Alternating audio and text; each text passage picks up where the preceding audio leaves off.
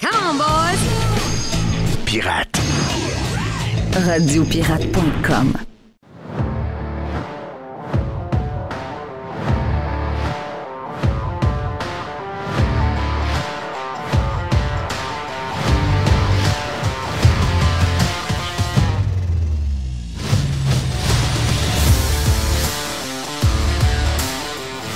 Demain, c'est le début du Masters. Donc, parce que là, on est dans une bonne stretch de sport, OK? Je ne sais pas si on a un vestiaire de prévu cette semaine. J'imagine que oui. On a un vestiaire avec Fred demain. Oh! Un vestiaire. Donc, on aura... Parce que le vestiaire, c'est pas juste un sport. C'est le vestiaire de tous les sports. Je veux juste faire un petit clin d'œil pour mon ami Tiger Woods. Juste... et vous allez voir que je ne resterai pas longtemps sur le golf pour ceux qui ne s'intéressent pas. Ça va venir sur... la vie, les gagnants, les gars qui abandonnent pas. Hier, Tiger Woods a fait sa conférence de presse. Puis Tiger Woods s'est fait poser la question, est-ce que tu penses vraiment... Tu sais, Tiger Woods joue plus au golf. Là. On va se le dire. Là. Tiger Woods joue plus au golf pantoute. Il n'a même pas joué au mois de novembre à son propre tournoi. Où il a joué, ou ça n'a pas plus ou moins bien allé, je ne me rappelle même pas. Il a essayé de jouer à Riviera au Genesis Open, qui est son propre tournoi après 2 rondes. Il y a eu comme une histoire de grippe ou je ne sais pas trop. La vérité, c'est que probablement qu'il était complètement wasté, pas capable.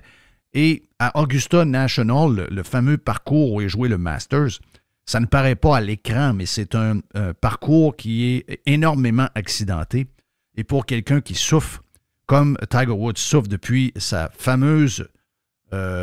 son fameux c'est ça, c'est un accident. Oui. Donc, son accident qu'il y a eu dans le coin de Los Angeles lorsqu'il y avait un genre de un get-together avec des clients, puis il tournait une série, je ne sais pas trop quoi. C'est très nébuleux, cette histoire-là. Là. Sauf que Tiger Woods n'est pas venu, le gars qui était, c'est clair. Mais outre ça, même si le gars n'a pas d'accident, tu sais, c'est comme demander à Ovechkin, qui a compté son 30e but hier, de compter encore 60 buts. Tu sais, à un moment donné, l'âge te rattrape. Si vous voulez mettre 50$ sur Tiger Woods parce que vous aimez Tiger Woods depuis 30 ans, vous le faites avec votre cœur, mais vous savez que vous crissez 50$ dans le feu. OK? Tiger ne gagnera pas, là. Les gens qui, à chaque fois, parce que Tiger fait encore... Tiger, c'est le... Je pense qu'il n'est pas loin d'être le 1000e au monde. Là. Il est pas... il a été longtemps premier, là. Mais là, maintenant, il est 1000e au monde. Et là, il joue contre les meilleurs du monde, qui eux autres jouent beaucoup. Puis ils sont en game shape. Il y a des gars hot là-dedans. Il y a Scheffler qui est très, très, très hot. Il y a une couple de gars sur le livre qui peuvent également être là. Koepka est certainement un des joueurs qui peut remporter ce tournoi-là parce que on le sait, quand il arrive un tournoi majeur, le gars, il clenche comme ça se peut pas. Mais une chose est sûre, je peux vous garantir là, je peux vous le dire tout de suite, là, même si vous êtes sur DraftKings, même si vous êtes sur peu importe l'application de gambling que vous voulez prendre, là, vous allez perdre si vous mettez de l'argent sur Tiger. Mais il y a une chose que je veux saluer de Tiger Woods. C'est que Tiger Woods a été questionné hier à savoir, est-ce qu'il pense qu'il peut gagner? Il a répondu, yes. Si tout s'aligne comme il faut, je peux gagner encore. Là, en fin de semaine. Et le monde dit, ouais, là, il rêve en couleur un peu. Oui, mais dans une société où il y a de moins en moins de gagnants, dans une société où nos entrepreneurs d'aujourd'hui sont attaqués pour toutes sortes de raisons, qui sont...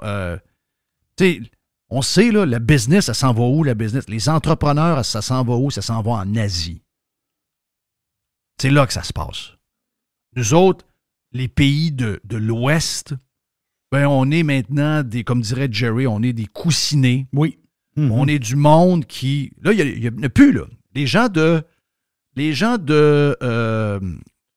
l'Ouest, donc Seattle, San Francisco, Silicon Valley, les jeunes qui ont créé tout ce qu'on utilise en ce moment, là. Facebook, Google, Apple, toutes les affaires qui ont été parties par des jeunes dans le début de vingtaine. Ce qui inquiète le plus les gens aujourd'hui, c'est que les startups, il n'y a plus de jeunes de 20 ans qui en partent. C'est ça. Oui, je l'ai vu, ça. C'est pas n'importe qui le dit, là. C'est ceux qui sont maintenant aujourd'hui des gars de 40 ans et 45 ans qui ont parti des entreprises à 20 ans et disent on n'en voit plus de ça. Bon, peut-être qu'il y a un petit peu plus de difficulté à aller chercher du financement. Il y a peut-être des explications financières. Mais en général, ce que le monde voit, c'est que l'idée de prendre du risque et de croire, c'est maintenant une patente asiatique. Ça se passe en Chine, ça se passe en Taïwan, ça se passe au Vietnam, ça se passe dans tous ces pays-là. Mais chez nous, on est du monde que nos enfants ont des cheveux mauves. Plus mou. On est devenus les losers.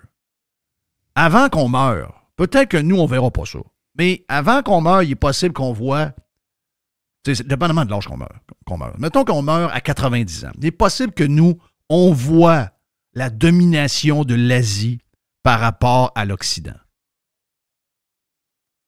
Possible qu'on le voit. Ça se peut que ça arrive dans 5 ans. Ça se peut qu'on soit mort depuis 10, on le voit 15 déjà, ans. Jeff. On le voit déjà. Si tu prends... je t'avais sorti un listing il y a une couple de semaines de ça. Les grandes multinationales dans le monde, là, OK? Tu as un listing d'une 50aine de multinationales. Les plus grandes compagnies du monde, là. C'est tous des Indiens qui sont... Ils sont des boss. Des Indiens, du monde de l'Inde, là. Du monde qui sont nés en Inde, là. Tu dis, oui, il y en a beaucoup qui sont naturalisés américains. Je comprends. Mais ils sont nés en Inde pareil. Parce qu'on, mais c'est un phénomène, là. Et ça, dites-vous si c'est ça, à la sortie des grandes universités qui sont devenues des universités woke, que maintenant, l'idée de construire quelque chose puis de créer quelque chose est pas mal secondaire par rapport à l'identité de genre, puis à comment tu t'affirmes, puis quel genre d'idéologie que tu as, etc. Mais dites-vous que si c'est comme ça à la sortie des grandes universités, autant sur la côte ouest que sur la côte est des États-Unis, imaginez-vous comment c'est au Québec. On n'est plus là. Donc, moi, personnellement, je fais un petit détour et je reviens. Quand Tiger Woods, magané comme ça se peut pas, OK? Il n'y a pas d'affaire là. Il n'y a pas d'affaire là, zéro. Il a le droit d'y être. Mais entre vous et moi, il n'y a pas d'affaire là. J'ai les odds pour Tiger. C'est combien les odds? Si tu mets 1$ sur Tiger, sur mon site, à moi, le site de l'Auto-Québec, là, ça paye 151$. $1. Bon. $1 paye 151. Non, vous avez 1000 de lousse, mettez 1000 sur Tiger. Who knows? Je vais mettre un 10, moi. Pourquoi pas? C'est Scotty Scheffler qui est le numéro 1. Le moins payant? Il est à 5,5. Donc, tu mets une pièce, ça donne 5,50. Ouais. Tiger, il donne 150$. Les chances sont très minces. C'est-tu déjà arrivé, bon, je pose la question, mais peut-être que vous n'avez pas la réponse, là, mais c'est-tu déjà arrivé que quelqu'un gagne le Masters 2 années d'affilée? Oui, je pense que oui. Oui? Okay. Oh, oui. C'est John Ram qui a gagné l'année passée. C'est John Ram qui a gagné, qui est maintenant un livre. Oui, il paye 12, lui, Ram. Le Kepka paye combien? Oh, Kepka, t'as peu, je vais te le trouver.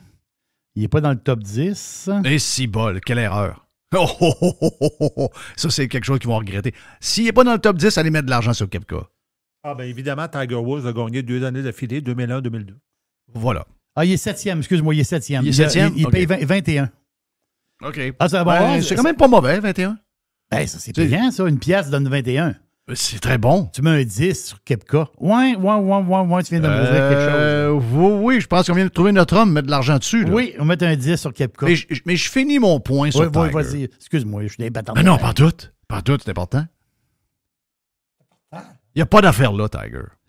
OK? Vous pouvez le ridiculiser, Tiger. Il n'y a pas d'affaire là, zéro.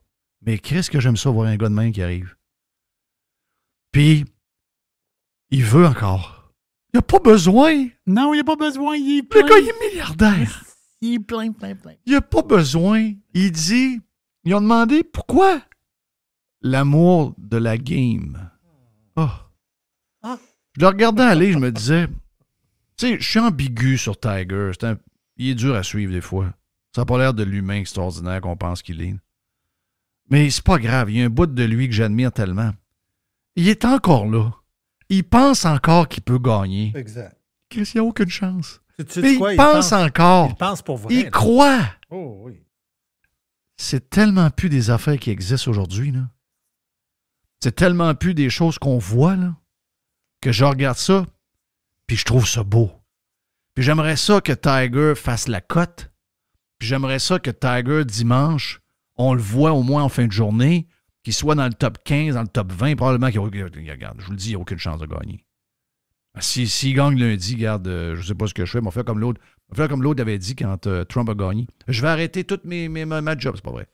Mais je sais que ça n'arrivera pas. OK?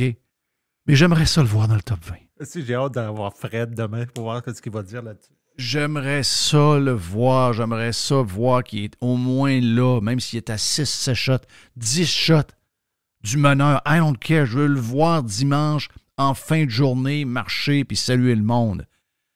Parce que ça nous manque tellement ce genre de gars-là. Tu sais, c'est incroyable. Ovechkin est un peu de même. Ovechkin, il n'y a rien qu'une affaire en tête. C'est battre Gretzky. Il a juste ça en tête. On sait bien que le gars, il sait que c'est plus dur que ça n'a jamais été. Il sait qu'il souffle le martyr quand il embarque sa glace quand il se lève le matin. C'est pas grave, il y a une chose en tête.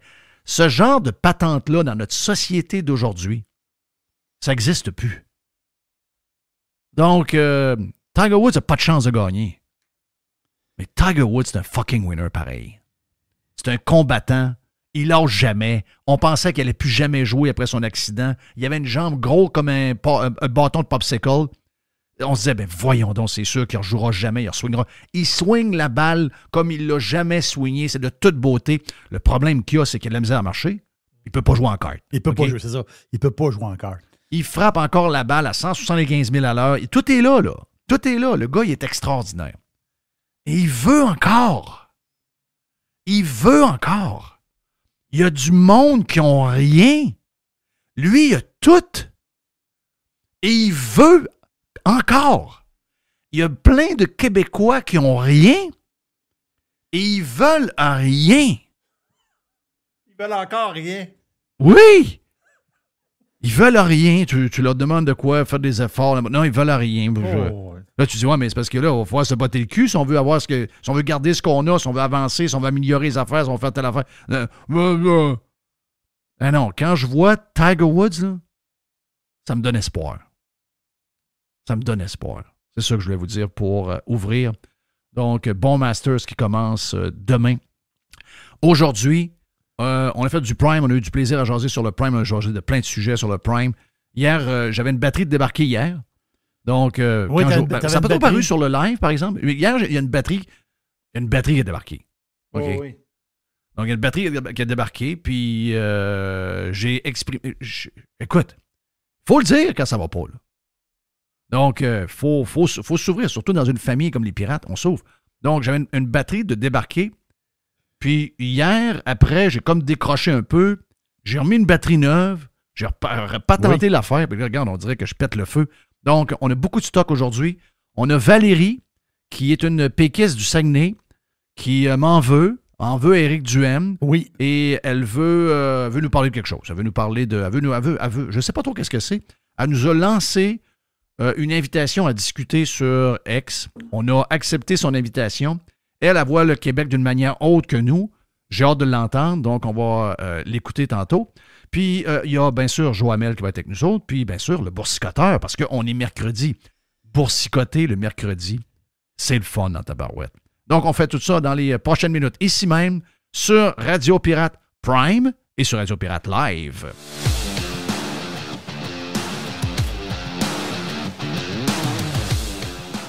Fresh. New. The Revolution.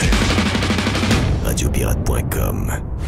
Faites partie de l'invasion. JeffFillion.com. Here comes the money. Here we go. Moi, je fais pas de recommandations.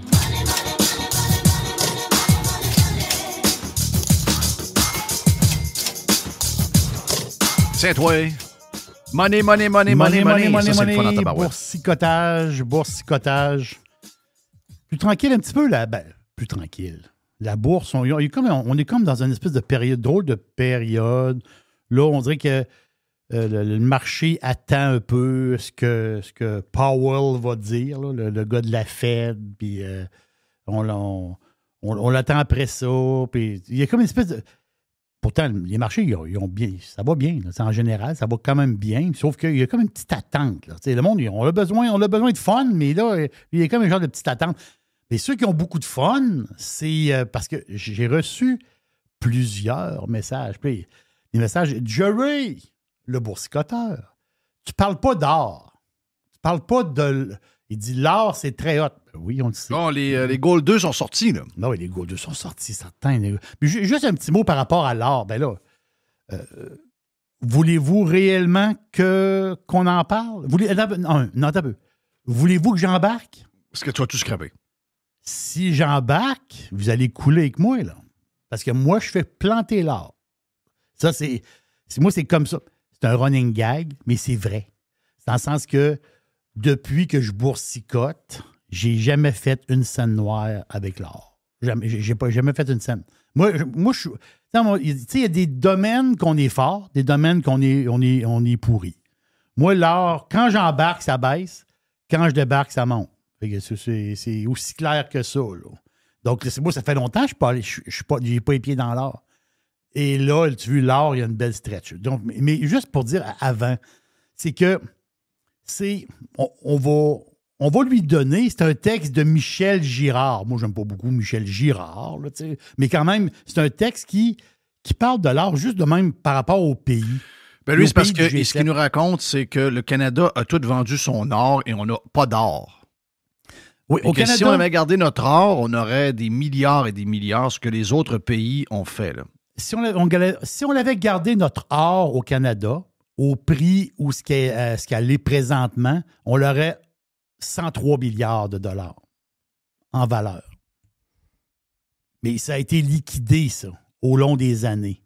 Dans les années 90, le Canada possédait 1023 tonnes d'or. Je dis, c'est une tonne, ouais, mais c'est pesant. Là. On s'entend dessus, ça vient vite, là, c'est pesant. Je pense qu'un lingot d'or, ça pèse... Comment ça pèse un lingot d'or? C'est-tu 34 c'est-tu 34 livres? Enfin, même, ça pèse... Enfin, même.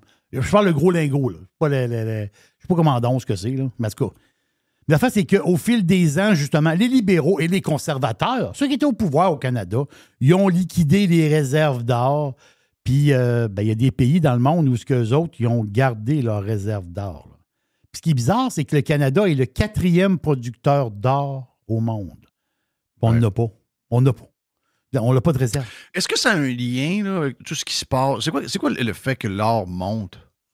C'est-tu parce que c'est ça, c'est un refuge? Non, mais c'est un refuge. Est-ce qu'ils craignent une... puis le Bitcoin est devenu ça aussi, en passant. Là. C'est un genre de refuge pour plusieurs. C'est un genre de refuge plus risqué, plus volatile. Là, c'est plus volatile, on va le dire normalement. Plus volatile. Mais ce que je veux dire, c'est que habituellement, il y a une insécurité. Quand on se tourne vers l'or, on a une insécurité envers l'économie. On a une insécurité envers la devise dans laquelle on est habituellement. C'est ça. Il y a souvent aussi du géopolitique qui nous amène vers l'or. Là, tantôt, tu parlais de ce que la bourse attend. Elle attend après la Banque centrale, avec la Fed, en fait, pour savoir qu'est-ce qui va arriver avec le prêtage d'argent et les taux et toutes ces affaires-là. De ce matin, on a 2 nouvelles là, qui viennent d'arriver. Là. OK? Premièrement, si vous êtes, mon Dieu, si vous êtes dans le genre de, tu sais, si vous allez chercher un bond au gouvernement, je voulais toujours le nom français de ça, là, vous allez acheter une obligation au gouvernement.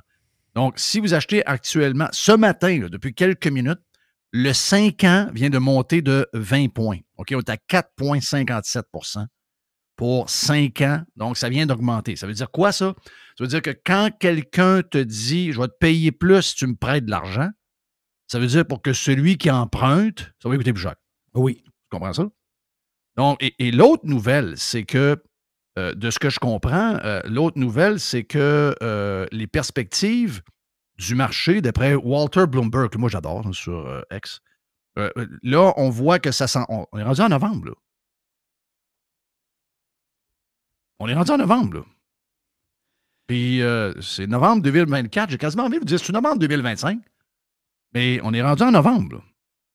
Donc, ceux qui attendent après la baisse des taux, là, je suis pas sûr que ça va arriver bien vite, moi, là. Et le nombre de personnes qui n'est pas sûr non plus. Donc, on dirait que plus ça traîne et plus l'or monte. Ça se peut-tu? Ça ressemble à ça. Ça ressemble à ça. Parce qu'il y a toujours un fond d'inflation. C'est ce qui sort à matin de tout. Donc, c'est qu'il y a encore un fond d'inflation qui ne veut pas partir dans le fond de la patente. Il y a de l'inflation qui bouillonne tout le temps. Et à cause de ça, ils ne peuvent pas jouer avec les taux. Donc, la Fed swaps shift full pricing of rate cut to November from September. Donc, c'est 2 mois, là. Donc, les gens qui sont en renouvellement hypothécaire, je vous souhaite le meilleur des patentes du monde. Là. Je ne vous souhaite pas de stress. Je ne vous souhaite pas de chicane avec votre femme, n'importe quoi. Là. Je vous souhaite que ça aille bien. Et si vous attendez une baisse des taux, puis je vous dirais que le Canada, peut-être que le Canada va être un peu plus vite parce qu'il n'y a pas le choix, parce que lui, il est comme en genre de récession. Ouais, mais ça peut pas s'il y a un fond d'inflation, ils ne le font pas pareil. Là. Si mais imaginez-vous la pause. Là. On est dans un ralentissement économique qui s'accélère. On a un taux de chômage qui monte au Québec. Mm-hmm. On a l'endettement des gouvernements. On a un gouvernement fédéral qui dépense en malade. Puis l'inflation continue malgré ça. Bien là, ça veut dire que la seule arme que tu as pour te battre contre une récession, c'est les taux d'intérêt. Puis de l'injection d'argent a pu finir, mais là, on vient de l'injecter depuis 5 ans, comme ça se peut pas, là. C'est ça. Donc, on est comme fourré. Donc, c'est pour ça que les gens se tournent, en tout cas, mon feeling, c'est pour ça que les gens sont inquiets et les plus inquiets, peureux, parce que c'est eux qui se refugent dans les affaires safe, c'est eux autres qui s'en vont dans l'or, d'après moi. Là. Mais quand tu es bourré de cash, tu mets ton argent où, en réalité? C'est ça l'histoire. C'est que tu vas l'investir dans l'immobilier.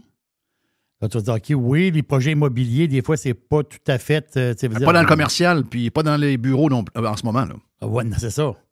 Donc, tu mets ton argent... C'est où tu mets ton cash? En attendant, c'est où tu mets ton argent? Tu peux acheter des devises, tu peux placer de l'argent dans des placements. Tu fais des placements 6 mois, des placements 1 an. Puis l'or fait partie d'une place pour aller se cacher, tout simplement. Tu achètes l'or, puis tu l'achètes, puis tu vas le revendre. C'est comme ça. Là. L'or a commencé l'année à 2050. Puis quand il a commencé l'année à 2050, il est redescendu dans le coin de 2000. Puis là, ils ont quoi? En ce moment, au moment où on se parle, là, ils baissent juste une petite patate. On est à 2345 présentement. Donc, grosso modo, OK, puisque la poussée a commencé au début mars. C'est quand même un genre de 15 % de hausse. C'est une méchante poussée, là, depuis le début mars. Là, il y a quelqu'un qui m'écrivait et il disait « Ouais, mais Jerry, t'es pas dans l'or, c'est l'or, telle affaire. » Non, on ne peut pas être partout. C'est ça l'histoire. On ne peut pas être partout. On a un portefeuille. Puis là, c'est-à-dire, on a chacun nos choix, là. Oui, c'est ça. On a chacun nos choix. Moi, j'ai embarqué... Quand l'or fait du surplace ou à perd 15 % il n'y a personne qui t'écrit. Non, c'est ça. Mais moi, toi, tu fais 15 % dans l'or, puis moi, j'ai fait 15 % dans un restaurant de sushi. Là. Moi, j'ai fait 15 % Toi, tu as fait 15 % dans l'or sur 6 semaines. Moi, j'ai fait 15 % dans le sushi 1 semaine. Oui. On a nos visions. On voit nos patentes différemment. L'argent, je suis capable d'en faire ailleurs. Je comprends que l'art, mais qu'est-ce que tu veux? Moi, je suis pas à l'aise parce que c'est pas un domaine où ce que j'ai mais je vous le dis, je vais embarquer.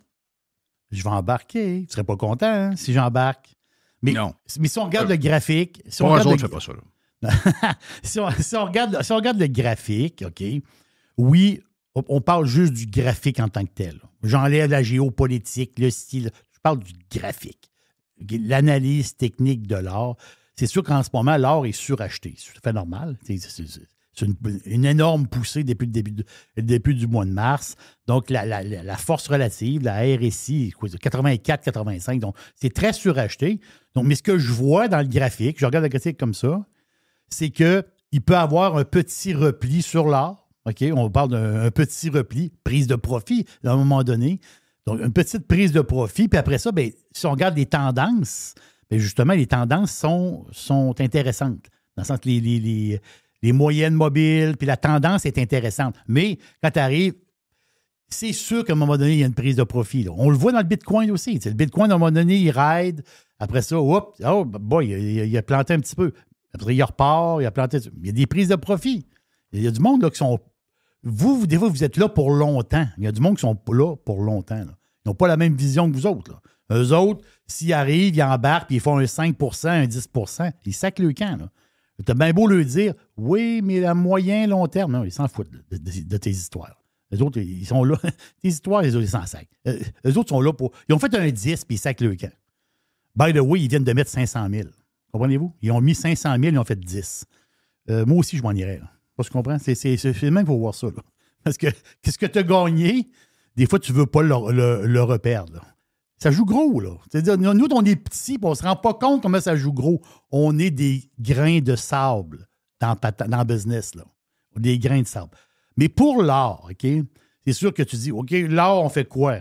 On l'achète physique, on va chez Kitco, on l'achète physique. Empiler des plaquettes d'or dans le... Dites-les pas à vos voisins, là. Dites-les pas à vos voisins. Que vous avez des plaquettes d'or dans votre tiroir, dans votre chambre. Dites pas ça. Là. C'est quoi l'histoire que Costco en vend full pin, là? Oui, Costco vend des onces d'or. Ils en vendent, c'est inimaginable. Oui, bien c'est ça. Le monde, ils ne savent pas où aller acheter de l'or. Donc, il y a différents moyens d'acheter de l'or. Les autres, ils veulent avoir de l'or physique. Donc, Costco a décidé d'embarquer dans... pour vendre de l'or. Moi, je vendrais ça, moi, de l'or. Moi. Acheter et vendre de l'or? Ouais. Non, mais j'en vendrais, moi. Où c'est que je vais acheter ça en gros puis je me mets sur le coin de la rue en vente? Je veux vendre ça, moi, de l'or. OK. Va sur Kitco. T'es un vendeur d'or. Me semble ça se dit bien, ça. Oh, c'est ça. C'est sûr qu'il y a d'autres, ils se prennent une cote. Il est trop tard. Ben, je comprends là, que on sait pas, on ne connaît pas le futur. Là, mais on ne connaît pas le futur. Dans le sens que, est-ce que, mettons, je me dis, on va aller l'acheter là. Est-ce que la raid est faite? De l'or? Oui.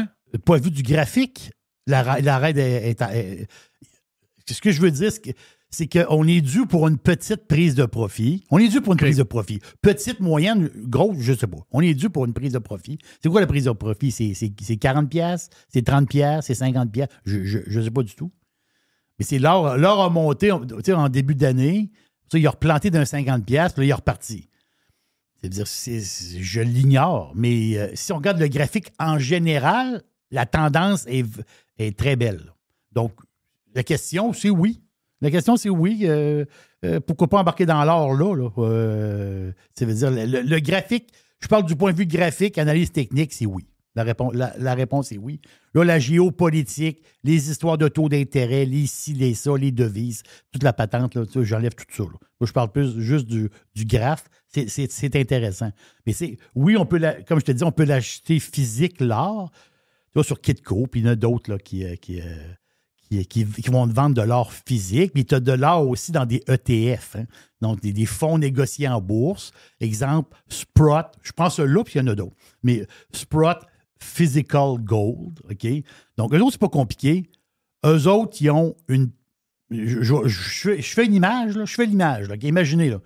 Tu as une palette avec 3 83 000 onces d'or. Les autres, ils ont une palette avec de l'or physique. La palette est rangée dans le sous-sol de la Banque du Canada. À quelque part. Il y a une palette qui est là.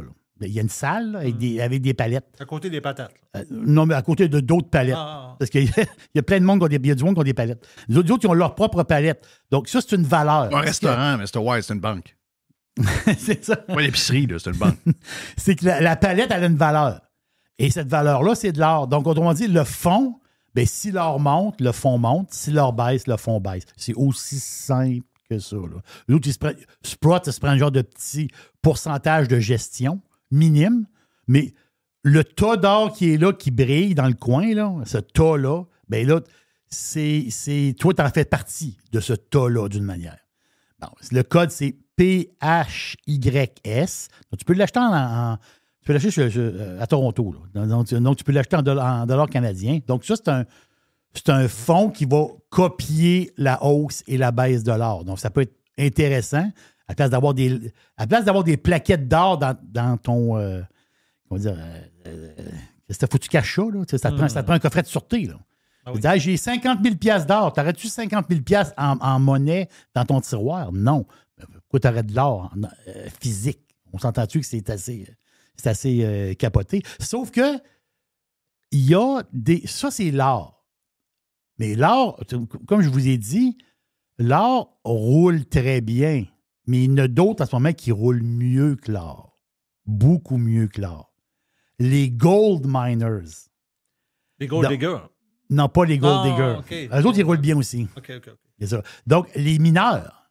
Donc, exemple, Barrick Gold, Agnico Eagle, Newmont, Franco-Nevada, Alamos Gold, Royal Gold. Ceux que je viens de vous nommer, c'est des gros gold miners. Okay? C'est des grosses multinationales, des grosses compagnies. Le code SGDM. SGDM, ça, c'est les gros. Eux autres, ils ont bien roulé, là. Ils ont passé de 21 $ à 27 $. C'est un bon pourcentage, là. Ils roulent très bien, les gros gold miners. Les petits, en passant, SGDM, c'est 32 positions. Donc, il y a 32 multinationales d'or dans ce fonds-là. Gold Miners, SGDM. Et tu as les juniors, les petites. Donc, Perseus Mining, Oceana Gold, on peut les nommer, là. Il y en a plein là, de petites juniors. 45 positions de petites juniors dans l'or. Beaucoup d'effervescence présentement. Le fonds, avec la hausse de l'or, le fonds est passé de 26 à 34. Mais 26 piastres à 34 piastres, c'est pas mal 30 %. Donc, voyez-vous, donc, en pourcentage, les miners ont mieux performé que l'or. Et la tendance veut ça présentement. Donc, parce que c'est difficile hier. C'est difficile. C'est-à-dire, quand tu as tout le taux complet, c'est plus facile. Donc, SGDM pour les gros, SGDJ, comme J comme jeudi, pour les petites gold miners. C'est intéressant, le mood là-dedans en ce moment. Puis beaucoup de monde, justement. Mais quand ça monte, il y a de l'effervescence. Bien, en ce moment, il y a beaucoup d'effervescence. Mais je vous le dis, les Goldeux, je t'avais d'embarquer. Vous ne serez pas content. Là, vous allez m'écrire, puis vous allez dire, Jerry, on veut que tu t'en ailles. Va-t'en, Jerry, parce que là, en ce moment, tu scrapes le party. C'est ça, tu scrapes le party. Il faut que je vous parle. Tu dis ce mot-là, tu dis ce nom-là, puis il y a du monde qui part à la course. Là. Ils partent à la course et... Si je vous dis Moderna, boy, non, Moderna et tabac, et picouille. Moderna, c'est des pas fins. Moderna, vaccin, mais enlevez tout ça de votre tête. Là, okay? Je comprends que Moderna, c'était un des gros winners de la COVID. Tu es en train d'essayer de convaincre des gens qui se sont fait écœurer. Même, là, oui. Si tu leur disais à ce monde-là, là, parce que puis avec raison, ils se sont tellement fait démolir. Là. Mais tu leur disais, je vais te donner un rendement de 15 % par année avec Moderna, puis ils le prennent même pas pour une question de principe. Moi, j'ai beaucoup de principes dans la vie. Mais il faut que je vous en parle pareil. Parce que c'est ça le boursicotage. Je veux dire, Jerry, Moderna, je veux rien savoir. C'est ça. Il y en a qui sont en crise complètement. Il y en a qui vont dire, regarde, on fait de l'argent sur ton dos. Jerry, Moderna, je veux rien savoir. Je comprends. Là. Je comprends ça. Moi, je ne veux pas te changer d'idée. C'est-à-dire, c'est une compagnie, c'est une biopharma, là, Christophe Moderna. Là. Ça n'a pas de cœur. Ça veut dire, Moderna, ils fabriquent du stuff, Christophe, puis ils le vendent à des gouvernements. C'est ça qu'ils font, Moderna. Fait que... Hey, voilà pour le boursicotage avec Jerry. En tout cas, du moins, on poursuit. Puis on a un bon boursicotage aujourd'hui, mercredi, sur le Prime. On a Valérie qui va défendre le PQ prochainement dans le prochain bloc. Et on a plus tard Joe Hamel sur Radio Pirate Prime et live. Radio Pirate. It's exactly what they need. Radiopirate.com. Faites partie de l'invasion. Radiopirate.com. Radio Pirate. 100% 100% Pirate. Elle nous a piqué sur X il y a une semaine. Je vais vous dire que j'ai vu le tweet, mais je savais pas trop c'était quoi la patente. Mais Mr. White a pris la balle au bon et il a dit il y a une péquisse enragée. Ah ben non, pas de péquisse enragée. Qui veut qui te tag, puis qui a tagué Éric Duhem, puis qui veut te jaser. Je dis ben oui. Je dis moi, je suis toujours prêt à jaser avec les gens qui pensent différent de moi. C'est les gens qui pensent différent de moi qui veulent pas me jaser. Donc, quand ça arrive, c'est toujours ben oui, on le fait, c'est sûr. Valérie, fille de Chicoutimi-Nord, une place un peu bizarre de l'autre bout de l'autoroute du parc. Oui, effectivement. Mais toute une gang de crinqués. Valérie, t'es saluée. Hey, je savais pas que c'était toi qui avais été candidate contre Richard Martel. Oui, la première. OK, la première fois. En 2018, la première fois. Pas la dernière. En 2018, 2019, je me rappelle plus, je pense que c'était l'élection. Oui, effectivement. Est-ce que tu connaissais Richard? Parce que Richard est un gars de Chicoutimi-Nord aussi. Oui. Je sais pas quel quartier tu es dans le coin, mais Richard, moi, c'est... Saint-Luc, Cap-Saint-François. Ah, OK, donc c'était plus loin pas mal, mais c'est pas grave. Richard était quelqu'un de connu. Est-ce que tu le connaissais personnellement quand tu es... Non. Non? Pas du tout? Pas personnellement. OK. Raconte-nous un peu, là, j'ai vu ton CV. Tu es impliqué avec le Parti québécois beaucoup. Tu es impliqué avec le Bloc. Tu as mis beaucoup de temps pour que le Bloc revienne, parce qu'à un moment donné, on pensait que le Bloc était mort. Tu as participé à l'équipe, je comprends, de Jean-François Lisée, etc. Raconte-nous un peu ton background. Mon background? Ben, en fait, comme je te dis, je suis une indépendantiste de longue date. J'ai commencé à passer des sacs du oui avec ma mère à 12 ans, mais moi, je voulais le savoir. Je voulais que ça soit mes opinions, puis je voulais penser par moi-même. Parce qu'on venait d'une grosse famille. Écoute, imagine les discussions de famille quand tu as 12 enfants des deux bords, là. Puis que ma grand-mère restait chez nous, ça fait que c'était tout chez nous, puis là, ça parlait politique, fait que moi, je voulais comprendre. Je voulais savoir ce qu'il y avait. On parle de quoi, à peu près, les années 80? On parle de 1980, exactement. OK. T'as quel âge, Valérie? J'ai 56 ans. OK, t'as 56 ans, donc t'as le même âge que moi. Oui. OK. Donc, on est du même époque. Moi, mes parents étaient pour le oui aussi. Moi, j'étais un peu le genre de... J'étais un peu le gars dans la famille qui fitait pas trop parce que moi, j'avais des chums leurs parents étaient fédéralistes. Mes parents avaient des amis, leurs amis étaient fédéralistes. Là, il y avait des amis qui étaient... il y avait beaucoup d'histoires. Il y avait beaucoup de chicanes. On ne se rappelle pas de ça, parce que le temps fait son œuvre. Mais ça a brassé pas mal en 1980. 76, OK, mais 80, ça a brassé pas mal. Là. Oui, parce que dans les familles, là, c'était quelque chose. Puis il y avait toujours la notion de la peur qui embarquait en ligne de compte, qui embarquait beaucoup plus en ligne de compte en 1980 qu'en 1995. Oui. C'était plus intense. On jouait beaucoup cette carte-là et ça fonctionnait particulièrement bien on se rappelle, chez les personnes âgées. Qui, pas juste les personnes âgées, là, il y en avait d'autres aussi, là, je ne ferai pas de l'âgisme, là, mais c'était... c'est de la COVID du temps, ils ont fait peur au monde. Oui, c'était vraiment la façon de fonctionner, là, c'était... je veux dire, il n'y a pas eu besoin de faire un faux semblant de love-in à coups de millions dans ce temps-là, Oui, c'est ça. En 95, c'était plus du love. C'est ça qu'il y avait. C'était la tentative. Là, c'était l'argent qui était du fédéral qui était mis à coup de millions. Donc, toi, là, de voir PSPP qui est excité, puis qui se cache plus puis qui est comme all-in sur la souveraineté pour son premier mandat, tu dois être contente de ça. Là. Absolument. Moi, j'ai aucun problème avec ça. Mais vous avez eu 2 fois. Pourquoi une troisième fois? Mais pourquoi une troisième?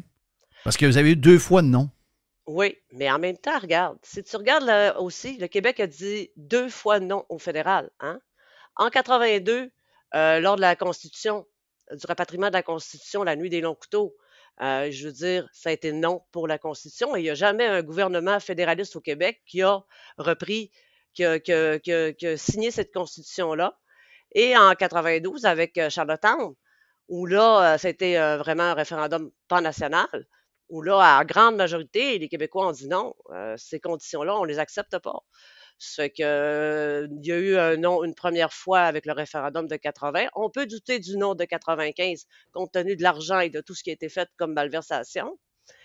Mais non. Oh, là, on est dans le Trump, là. On est quasiment dans... Non, mais ça, c'est documenté, par exemple. Parce que là, on parle de la commission Gomery, c'est au fédéral. On s'entend que ça vient même pas de nous autres, tu sais. Ça vient de l'extérieur, ça vient du fédéral lui-même, qui a fait ses interventions. Est-ce que d'une certaine mesure, tu contestes le résultat ou tu contestes la manière?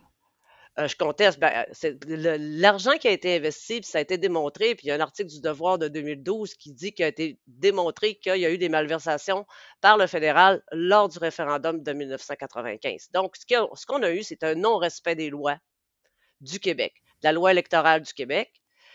Puis, pour s'en sauver, ça a fini par une décision de la Cour suprême l'année suivante là, pour mettre à zéro tout ce qui était la loi électorale du Québec concernant les dépenses. Puis, ça a permis à bien des gens de s'en sortir les deux doigts dans le nez, comme on dit, ça, en sifflant pour s'en sortir. Mais Valérie, juste moi, je pense qu'en 95, oui, peut-être qu'il y a le fédéral, les dépenses à faire de même, mais moi, je pense que la vraie raison de 95, c'est Parizeau qui a dit non pour garder les Nordiques à Québec. Là. Ça donne un coup.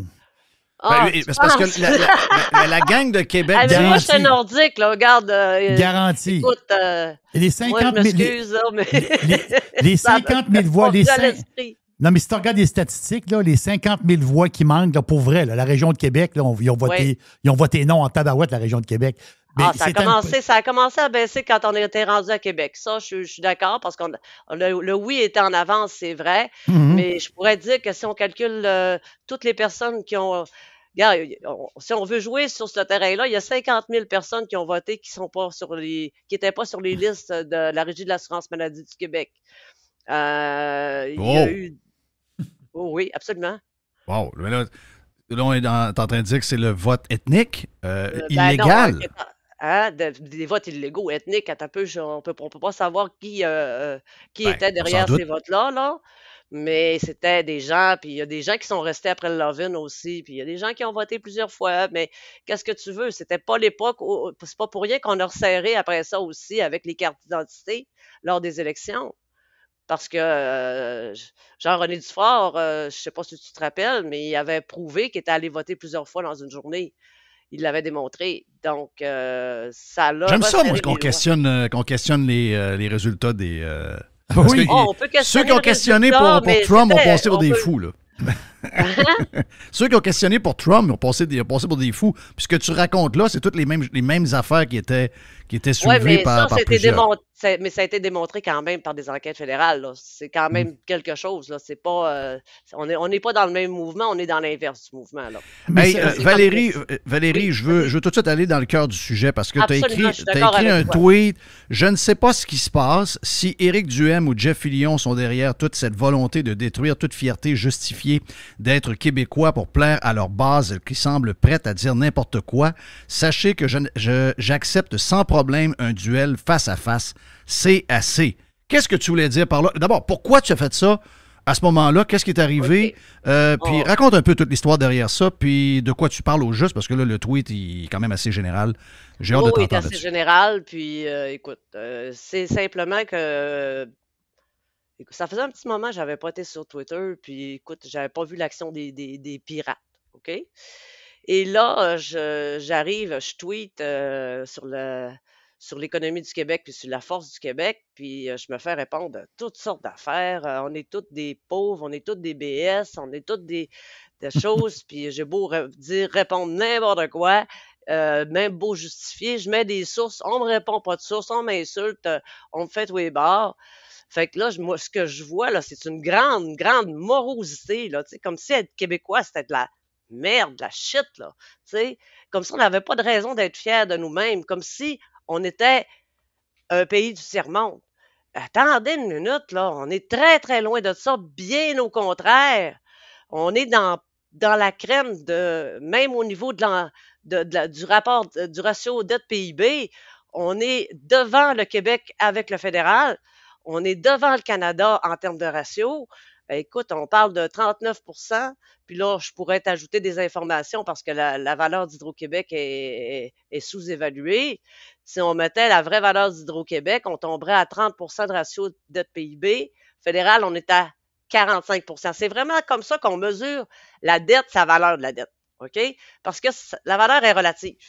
Si ton économie génère beaucoup plus de fonds, c'est ça que ça fait un 30 %. Là. C'est que ton économie, là, c'est ta dette par rapport à l'ensemble de ton économie. Ça veut dire que ta dette n'est pas si pire. Si je compare les Américains, c'est 125 %.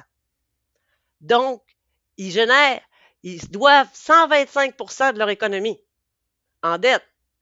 On se comprend-tu qu'on est complètement sur une autre planète? Dire que le Québec ne pourrait pas faire un pays puis dire qu'on est des BS, attendez une minute, j'en ai des arguments à vous donner pour vous montrer le contraire. Oui, mais je pense que c'est là, tu vas trop dans... tout ce que tu racontes là au niveau de l'économie versus le PIB. Oui. Le plus drôle, c'est que tu vas dans Statista, tu vas dans un, tu vas dans l'autre, les pourcentages sont différents un peu partout. Je pense pas que les gens parlent de ça. Je pense pas que les gens sont dans la technicalité. Je pense que les gens regardent leur salaire, ce qui leur reste, les taxes, ce que le modèle québécois a créé depuis les années 60. Il y a eu une bonne passe. À un moment donné, on a sorti de la grande pauvreté. On a amélioré le système d'éducation. Les gens sont plus éduqués qu'ils étaient. Il y a eu une lancée. Mais là, depuis 25-30 ans, les gens ont l'impression de travailler de plus en plus, d'avoir des salaires qui sont... Quand ils les regardent à la base, tu gagnes 70 000 par année. Wow! Mais quand ils regardent à la fin de la semaine ou à la fin du mois, quand ils regardent leur budget familial, ils se sentent plus pauvres qu'ils n'ont jamais été et ils regardent tout ce qu'ils ont à faire comme société avec cet argent-là qu'ils donnent. Puis ça ne s'améliore pas, les hôpitaux sont en ruine, les écoles sont en ruine, les autoroutes sont en ruine, tout est en ruine un peu partout et il n'y a rien qui va vraiment... Tout, c'est un grand mot. Les écoles, le système d'éducation est un gros problème. Écoute, je suis un ancien prof, là. J'ai pris une retraite anticipée l'année dernière. Je sais exactement de quoi je parle. Donc, on a un gros problème avec le système d'éducation. Effectivement, on a un gros problème avec le système de santé. Mais il va toujours dans la façon d'essayer de régler les choses. Que ce soit les libéraux avant ou avec Couillard ou que ça a été avec François Legault, c'est toujours par un comité des sages ou par plus de bureaucratie, plus de technocratie, toujours des solutions qui se trouvent d'en haut au lieu de se trouver par les gens qui travaillent sur le terrain. Puis là, regarde, quand je dis ça, là, c'est pas du socialisme, là. On l'a bien vu pendant la pandémie quand le système de santé a passé proche de sauter, que ce sont les gens sur le plancher qui ont trouvé des solutions, qui ont réussi à améliorer les affaires, qui ont réussi à accélérer les affaires. Parce que ceux-là qui étaient dans les bureaux des ministères, là, ils étaient complètement perdus. Il n'y avait plus de repères, là, il n'y avait plus rien. Ils ne pouvaient pas envoyer une note administrative pour dire faites ci, faites ça. Non, les solutions sont venues du milieu. Puis tant qu'on ne passera pas de cette façon-là, est-ce qu'on a besoin d'investir plus? Probablement. Investir. Mais pourquoi on ne fait pas comme tous les pays? Mais pourquoi on ne fait pas comme tous les pays du monde où on fait une compétition dans le système de santé, les pays scandinaves qu'on aime utiliser quand ça fait notre affaire, quand il y a d'autres affaires, des fois, on ne les utilise pas, là. Mettons, pendant la COVID, on ne l'a pas fait.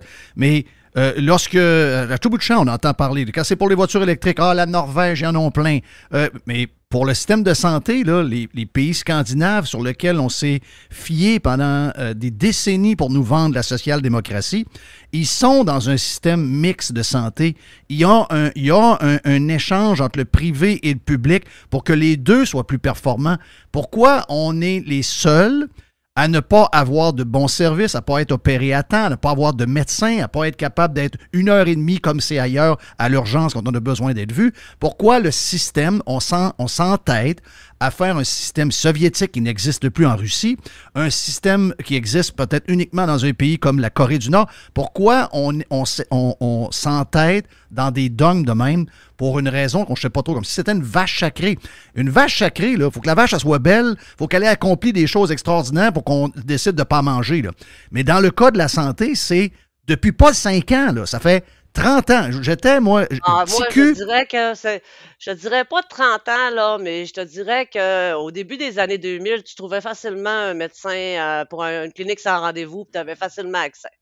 Hein? C'est ta journée même, tu y allais, puis tu avais un rendez-vous.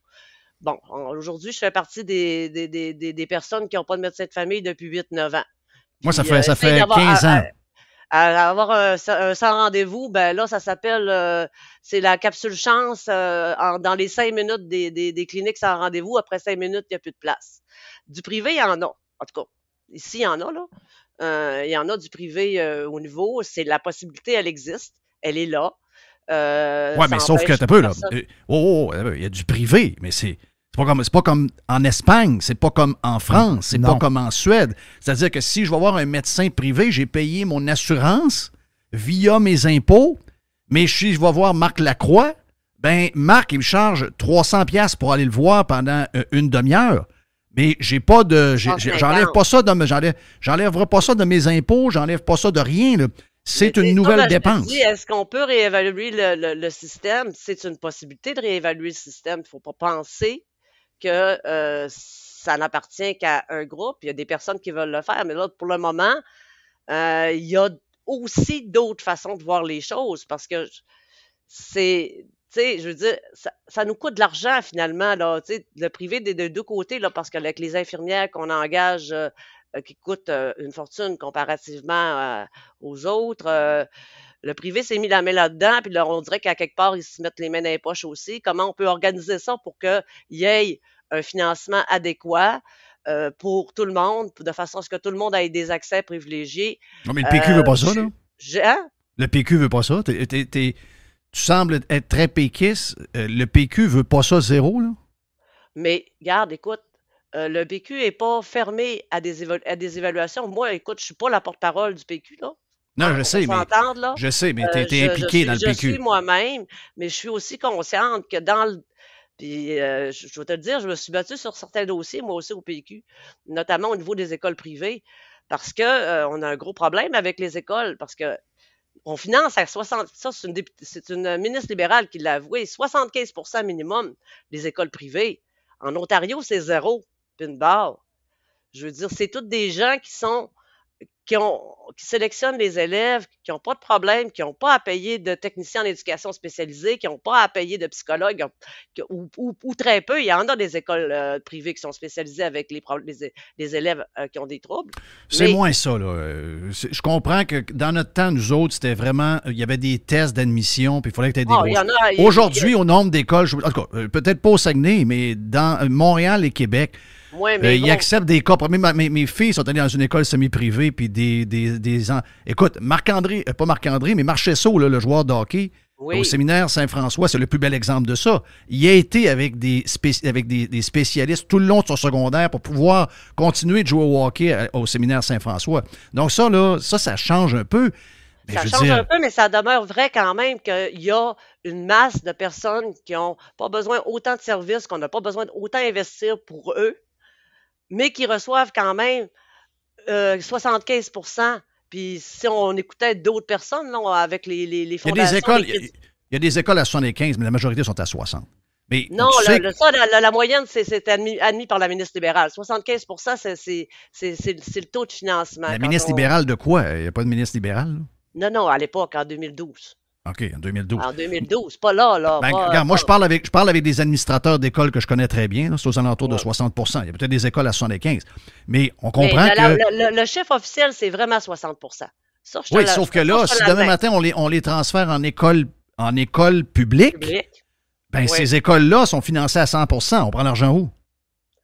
Ben justement, la question c'est la question de la distribution des services. À partir du moment que tu n'as plus des services qui sont hétérogènes, mais des services qui sont un peu plus homogènes dans les écoles, tu n'as plus besoin de mettre autant d'argent à la même place parce que les classes sont moins construites à partir de gens qui ont des problèmes à 50%. Au lieu de ça, on se ramasse avec ailleurs. Puis ceux qui veulent vraiment de l'argent, qui veulent vraiment des écoles privées, ben ils vont payer en conséquence. Et ils vont y aller avec ça. Non, mais les Québécois n'ont pas le moyen de payer des écoles 100% privées. Les Non, Québécois n'ont pas le moyen de payer 10 000, 12 000 $ par année. On n'est pas aux États-Unis. Les gens n'ont pas le moyen de ça. Les impôts sont trop élevés pour ça. Mais effectivement, c'est juste 10% des écoles qui sont au privé en Ontario. Mais les écoles publiques, on peut en faire des écoles publiques de meilleure qualité où tout le monde peut y aller, ce qui est le cas aussi en Ontario. Moi, j'ai ça comparer tout le temps à l'Ontario. Mais pourquoi on pénaliserait les écoles?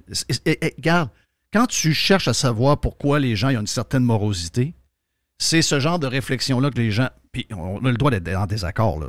Mais c'est ce que les gens ne comprennent pas. Puis à un moment donné, à force tu sais, après quelques années, ils viennent un peu en crise. Ils se disent, pourquoi on mettrait en danger celle qui va bien, alors que c'est la publique qui est mal gérée, qui est mal pensée? On le sait comment ça a mal viré, Valérie. Une des choses qu'on a, le bordel qu'on a sacré dans les écoles publiques, puis je ne suis pas en train de dire qu'il ne manque pas d'argent puis qu'il ne manque pas de spécialistes, sauf que de mettre dans les classes les cas problématiques avec des bons étudiants ou avec des moyens, etc. pour essayer des services d'adaptation scolaire, Jeff, je m'excuse de t'interrompre, là, mais je suis entièrement dans ton sens, puis c'est là qu'a commencé le problème, puis ça a commencé il y a 15 ans. Ils ont éliminé les services d'adaptation scolaire pour faire de l'intégration sauvage. Puis quand on parle d'intégration sauvage, on parle pas, Jeff, des élèves handicapés qui ont un problème auditif ou visuel. On en a toujours eu, ça n'a jamais été un problème des écoles. On parle vraiment des troubles de comportement. C'est ça. Puis on comprend qu'il y en a de plus en plus. Qu'on a de plus en plus. Puis, je veux dire que la chose la plus dure, je te dirais, en tant que prof, pas prof au secondaire, en tout cas dans mon cas, c'est de voir un élève qui est TDA, qui a des difficultés d'attention, mais qui dérange personne, mais qui n'est pas capable d'apprendre parce qu'il y a trop de bruit, ça dérange trop. Tout le monde veut parler quand ça y tente, puis comme il veut. Alors, ça, c'est ce que je te dirais que c'est probablement la souffrance la plus grande qu'il y a avec ça. Valérie Tremblay du Saguenay, de Chicoutimi-Nord, qui nous avait interpellé sur X, Twitter. Donc, c'est fait pour la première. Si vous voulez plus de Valérie, elle nous jase encore une trentaine de minutes sur la version Prime. Allez vous abonner à radiopirate.com. Jeff Fillion. Pirater, c'est légal. Radiopirate.com. Radio Pirate. 100%. 100%. Pirate. Joe Hamel, donc ben beau Joe. Y a-tu quelque chose de particulier? Écoute, couple de meetings, on essaie de se maintenir en shape. Non, c'est tout... c'est une contre-culture maintenant, porter la cravate en passant, là, c'est dans cette culture pyjama-là. Ouais. Si vous voulez aller à contre-courant... cheveux verts, cheveux roses. Ben oui. Hey, c'était une grosse journée aujourd'hui, hein? Il y avait beaucoup de patentes. Grosse journée, annonce l'inflation ce matin. Le 4e mois de fil, Jeff, où l'inflation surprend à la hausse. C'est pas une grosse surprise, mais c'est la tendance qui est importante. Un petit peu plus, c'est quoi? C'est 3,5% d'année en année, puis c'est 3,2% en février. Donc, on a quand même une hausse là, de mois en mois. Le marché a planté juste à l'annonce des chiffres. Le rendement sur les bons américains va exploser. On est une de mes prédictions sur l'année, une des plus grosses prédictions. Je disais qu'on allait atteindre 4,5% avant qu'on atteigne 3,5%. C'est fait, on a spiké à 4,5% ce matin. L'or a baissé parce que dans l'anticipation de pas de baisse de taux, ça devient le marché, dans le fond, Jerry, tu es au courant de ça, quand le marché obligataire a un meilleur rendement, ben pourquoi tu irais dans des placements plus risqués comme les actions quand tu as du rendement sur les obligations?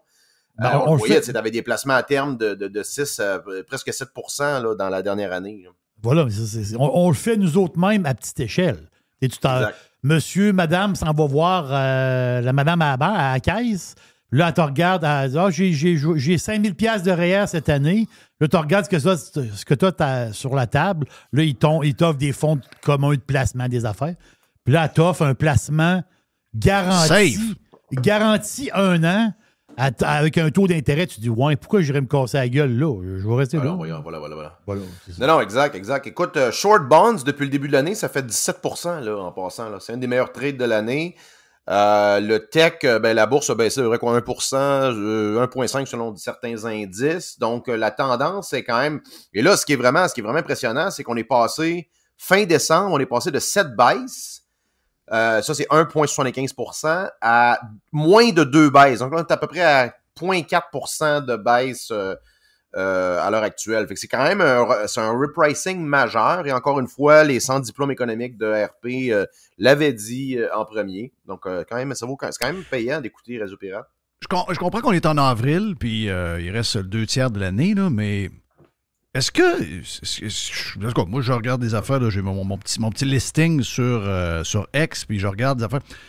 Il y a de plus en plus de monde qui se demande s'il va y avoir une baisse en 2024, là.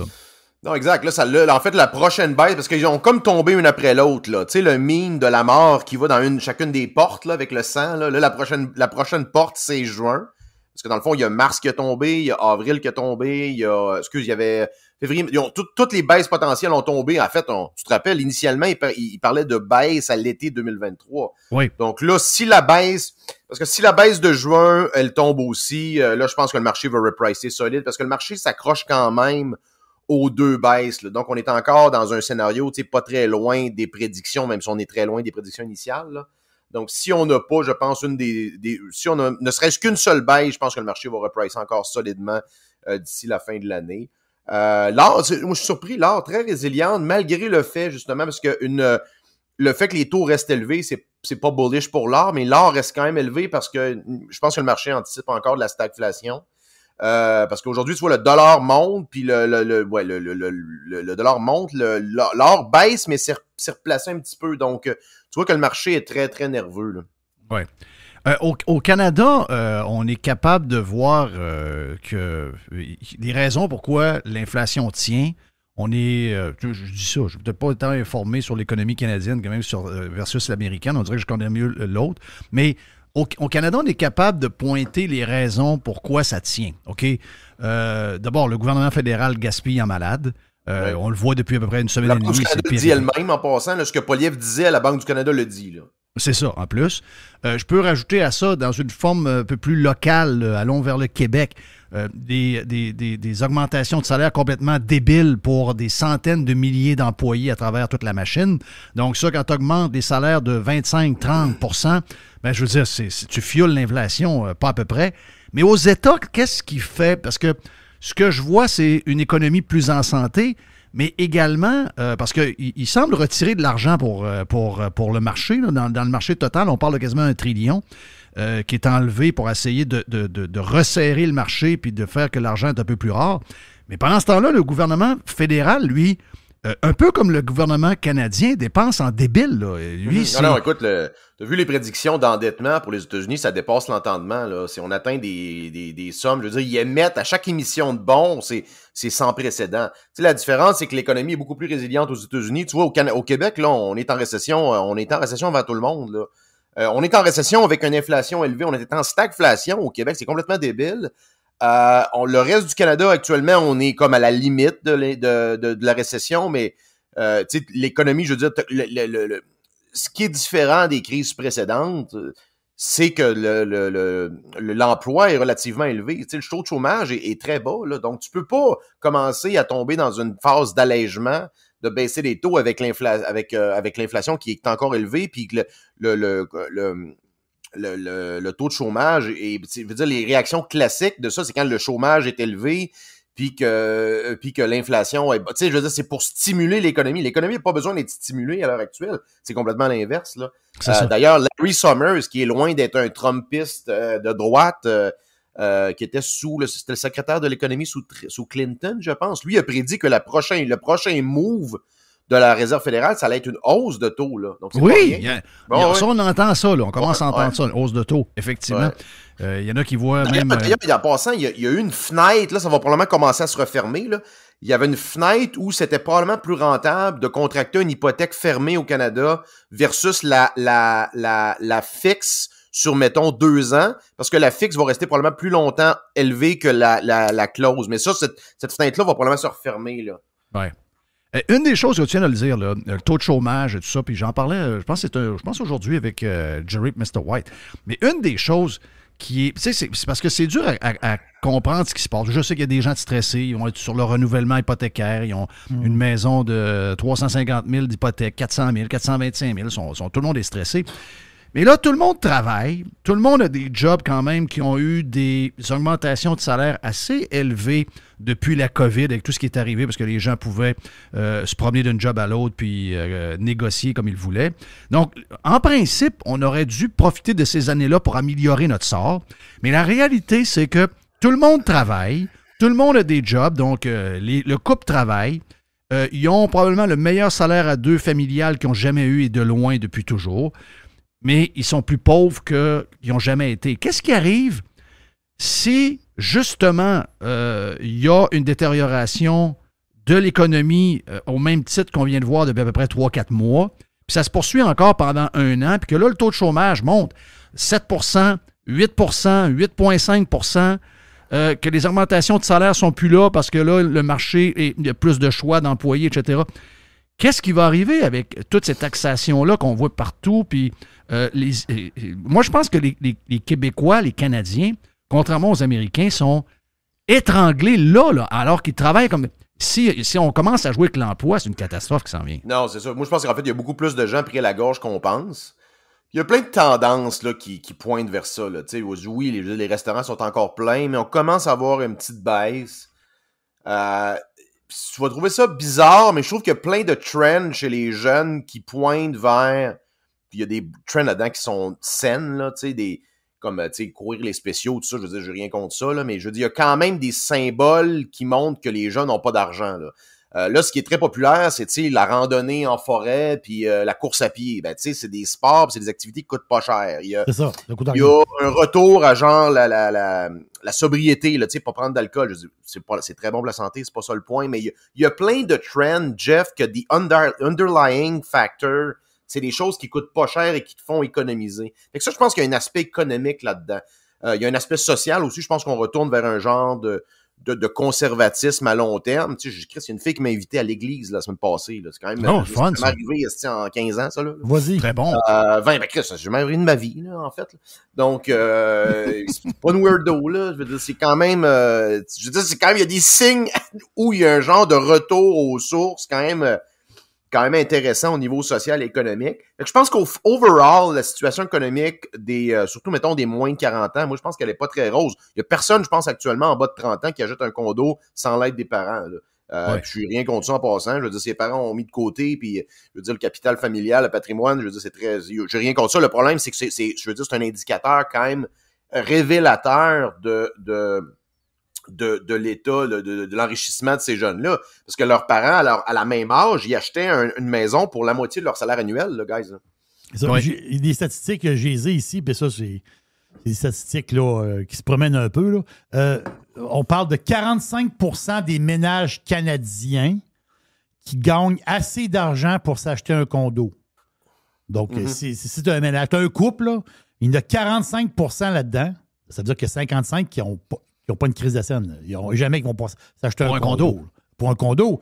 Et c'est 26% des ménages canadiens qui ont assez d'argent pour avoir accès à une maison.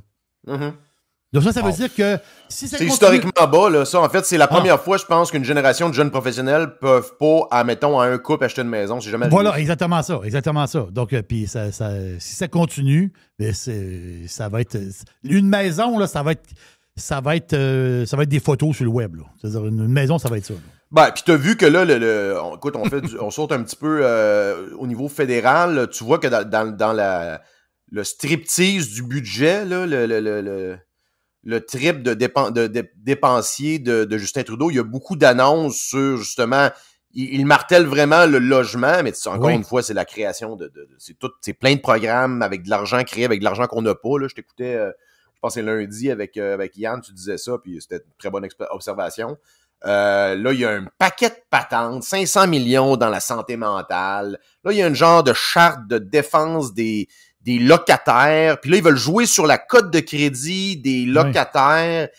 Plein de petites folies dont le fédéral n'a pas en tout rapport, comme l'histoire des lunchs, là, l'espèce de subvention pour des lunchs. C'est quoi cette affaire-là? Je veux dire, donc, on aurait pu penser, puis là, c'est là que tu vois que c'est pas du monde. L'erreur qu'on fait tout le temps, puis je la fais moi-même, là, puis je pense que les gens doivent s'enlever ça de la tête. On n'a pas affaire à des gestionnaires rationnels qui sont assis devant des chiffres puis des graphiques puis ils disent, bon, comment on va arranger la patente? Le deck, là, les dés sont pipés. Ces gens-là vont utiliser tout le levier qu'ils ont pour dépenser l'argent nécessaire pour faire croire au monde que les choses vont s'améliorer à court terme, nonobstant les conséquences à long terme. Voilà. Et ça, c'est pas rationnel. Il y a personne dans sa vie personnelle qui fait ça, là. Non. C'est comme de genre, c'est exact. C'est comme de dire, ben, je vais juste à boire tout le temps, comme ça, je vais jamais dessouler. Ben, tu sais, oui, mais t'as des conséquences à long terme de ça. Mais le politicien, avec l'argent public, c'est comme ça qu'il agit. Est-ce que l'histoire des maisons, si je reviens, parce que, tu sais, la semaine passée, on a parlé que chez les 18-34 ans, on le voit au Canada. Je pense que c'est relié. Tu sais, on parle du Québec, là, mais le Canada est encore plus touché par le prix des maisons versus leur argent qu'ils ont dans leur poche, etc. Le prix des maisons est vraiment plus élevé même que Montréal. Donc, il n'y a pas de comparaison. Toronto, c'est crazy. Vancouver, ça l'est aussi. Et ça a provoqué un réveil chez les 18-34 ans. Donc, ça prend des temps difficiles pour que le monde se réveille. Au Québec, on commence à sentir le même effet sur les résidences pour les jeunes. Ils commencent, là. On commence à le voir depuis 2 ans et demi. Mais eux autres, ils n'ont pas encore allumé, là, parce que quand on regarde les sondages locaux, c'est la moitié. Il y a 5 partis, puis il y a la moitié des 18-34 ans qui voteraient demain matin pour GND. GND et sa gang, ça veut dire de plus de ce qui ne marche pas. Ça veut dire que dans 5 ans, dans 10 ans, toutes les maisons, il y en a de moins en moins. Il y a une grenouille là, il n'y a pas de maison. Il n'y a pas de ci, il n'y a pas de ça. La maison que tu trouves chère à 550 000 Juste des là. grises de 6 étages avec des parcs, là. Voilà. Il va y avoir. La maison à 550, tu la trouves chère là, mais elle va être à 850 dans 10 ans quand tu vas vouloir rentrer dedans. Qui va être dedans en passant. Est-ce que tu penses qu'ils vont finir. Les Québécois de 18-34 ans. Parce que oui, on a de la peine pour eux autres. Jerry dit souvent, il dit, Chris, c'est plate de voir que nos jeunes ont pas... Mais à un moment donné, est-ce qu'ils vont comprendre que leur amour... Parce que, tu sais, je comprends là qu'au cégep, tu peux avoir le cœur à gauche. Mais à 29 ans, moi, j'avais pas le cœur à gauche. Là, OK? Non. J'avais pas le... À 19, je l'avais pas à gauche non plus. C'est ça, là. Tu sais... Je pense que le seul moment que j'étais à gauche, c'est quand j'ai trouvé une fille belle au cégep du Vieux-Montréal quand j'avais 18 ans. Là. Ça a duré 3h15. OK? Ouais, donc, exact. Mais il y a des affaires qui arrivent qui peuvent avoir des bonnes conséquences. C'est ça que je veux dire. Ça veut dire un peu de misère pour les faire réaliser qu'est-ce qui a provoqué cette misère-là. Écoute, je pense que c'est un mal pour un bien dans le sens que les excès de la COVID, leur gestion complètement débile a mené à ce qu'on vit maintenant, puis dans le fond, ça a accéléré le backlash. Parce qu'ils ont eu une free ride. Là. Moi, je pense que mon analyse est assez correcte là-dessus. Je pense de 2012 à 2022, là, toute la gauche progressiste, toute la nouvelle gauche autoritaire, c'est là qu'elle a pris ses assises. Et on a dépensé sans compter. C'est là que vient toutes les folies woke. Ça vient de cette free ride-là. Là. C'est dans l'abondance que ces choses-là émergent. Là. Quand le monde se serre la ceinture puis que le monde se bat pour des jobs, ils s'en foutent un peu de la diversité là, dans les grandes corporations. Donc, je pense que ça, on a vécu un backlash peut-être accéléré. Moi, je pense que c'est pas tout négatif dans le sens où, tantôt, je te disais, je pense qu'il y a un aspect positif d'un retour aux sources, là, d'un point de vue social. Je pense qu'il y a une chiffre, je pense que c'est la première fois que les moins de 34 ans votent en majorité conservateur au fédéral. Donc, il y a quand même des indicateurs comme intéressants, pan-canadiens. Oui. Le Québec a toujours fait cavalier seul là, dans le Canada par rapport à ça. On vote plus à gauche, mais je veux dire, la situation, en fait, ça devrait être l'inverse parce que la situation est pire au Québec en passant. Là. Mais j'ai hâte de voir. Moi, je pense pas que le Bloc est si élevé que ça, puis je pense pas que les libéraux s'accrochent tant que ça. Moi, je pense que ça baisse. Moi, je pense que ça baisse plus qu'on pense. Ouais. Hey, voilà pour la première partie avec Joe Hamel. La beauté, c'est qu'on parle de PSPP et le troisième lien. Après la pause, encore avec Joe Hamel sur Radio Pirate Prime et sur Radio Pirate Live. Radio Pirate. Pirates Wanted. Please stand up! Radio Pirate, Radio Pirate, Radio Pirate. Deuxième partie avec notre chum Joe Hamel sur Radio Pirate Prime et sur Radio Pirate Live. Hey, vas-y donc avec le sujet drôle de PSPP cette semaine sur le troisième lien. Il s'est repris là, hier en disant « Non, c'est pas ce que j'ai dit. » Parce que lui, PSPP, dans sa tête, de ce que je comprends, c'est que quand il va arriver au pouvoir, s'il arrive au pouvoir, tout ce qui va être là, il va être un peu comme un genre de gars qui fait pas trop grand-chose de ses journées. Donc, il dit, ben là, si on décide de faire le troisième lien, puis j'arrive, puis il y en a un, ben, il so be it, il va en avoir un. Mais c'était pas ce qu'il disait avant, là. Ce qu'il disait avant, c'est que c'était un projet de gnochon, cette affaire-là. Non. Donc, c'est ce que dit, absolument, ce que dit PSPP. Premièrement, le programme du PQ, c'est un programme radical. C'est la gauche, faut le répéter, là. Le PQ, c'est QS avec moins d'immigrants. Là. Regardez, le programme du PQ, c'est la justice climatique, c'est le transport en commun, c'est complètement débile, là. De voir du monde qui ne serait-ce qu'un peu à droite endosser le PQ actuellement, vous êtes complètement à côté de la plaque, là. Oui, mais on va s'arranger quand on va prendre le pouvoir. Non. Vous êtes pogné avec une gang de communistes.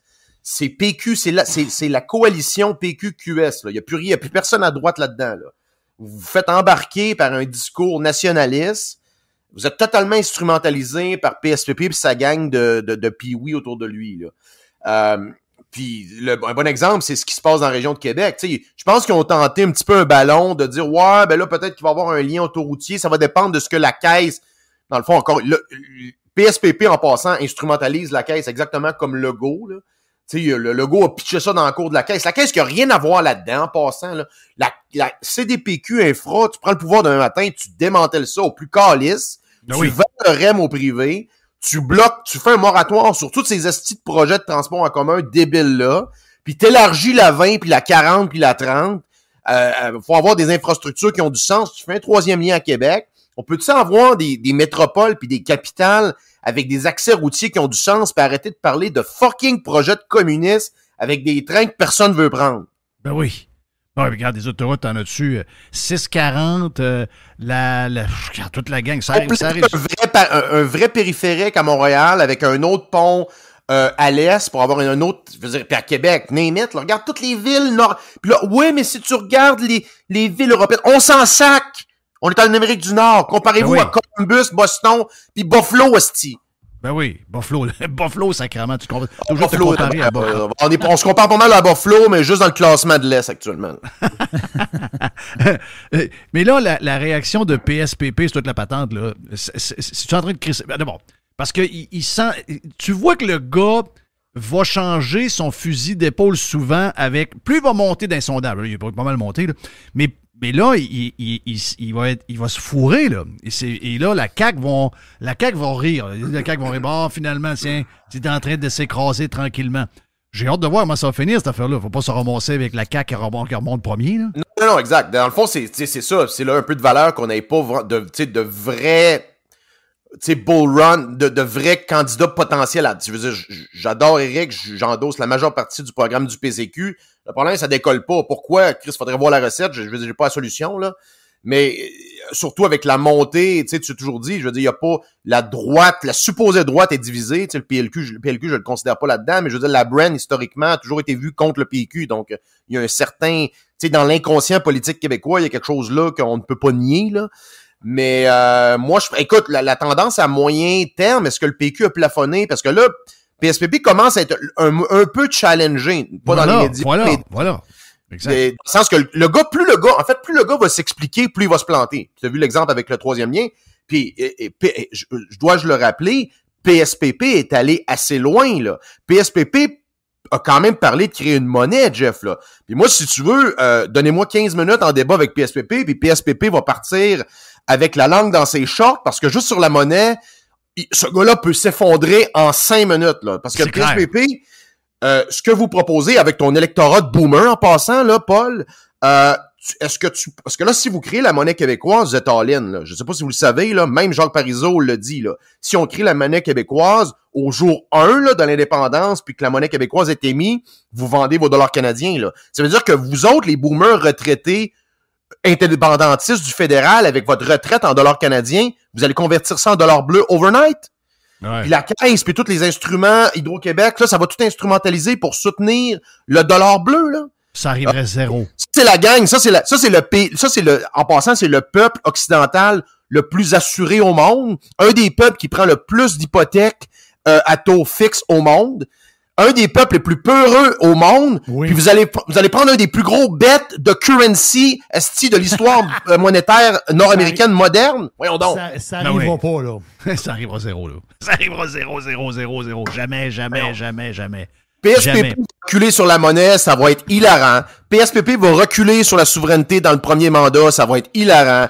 Mais là, Jim Lagaré a sorti un vidéo là, qui, je pense que ça date d'1 an et demi. Il dit non, il n'y aura pas de souveraineté premier mandat, il n'y aura pas de ça. Oui, il parle de ça. Puis là, on est rendu là. Donc ça veut dire qu'il va backer encore. C'est sûr qu'il va backer. PSPP, il veut une affaire, puis il veut le pouvoir. C'est la seule affaire qu'il veut. C'est un politicien, fine. Je veux dire, j'ai rien contre. Mais la stratégie, c'est ça. La stratégie, c'est de vider QS des, entre guillemets, modérés. C'est de vider la CAQ des souverainistes, de faire une coalition avec ça, puis de prendre le pouvoir. Le reste, ils s'en calissent. Fait que les caribous qui pensent qu'ils s'en vont direct dans un référendum, puis que le pays s'en vient avec PSPP, des petites nouvelles pour vous. Là. Le gars, dès qu'il va se faire challenger, il va s'effondrer. Là. Ben, c'est commencé. Au point où je regardais ça hier, je me disais, OK, là, ça c'est le début, ça craque déjà. Ça veut dire que là, on était à 2 ans, il a piqué trop de bonheur. Il va. Mais là, tu te dis, OK, c'est quoi l'option? C'est le monde va retourner à CAQ ou encore, il y a du monde qui vont se réveiller puis qui vont redonner un genre de semblant. Si le PQ était capable de revivre, puis que le Bloc québécois était capable de revivre, le PLQ est capable de revivre, ils ont quand même 20 quelques députés.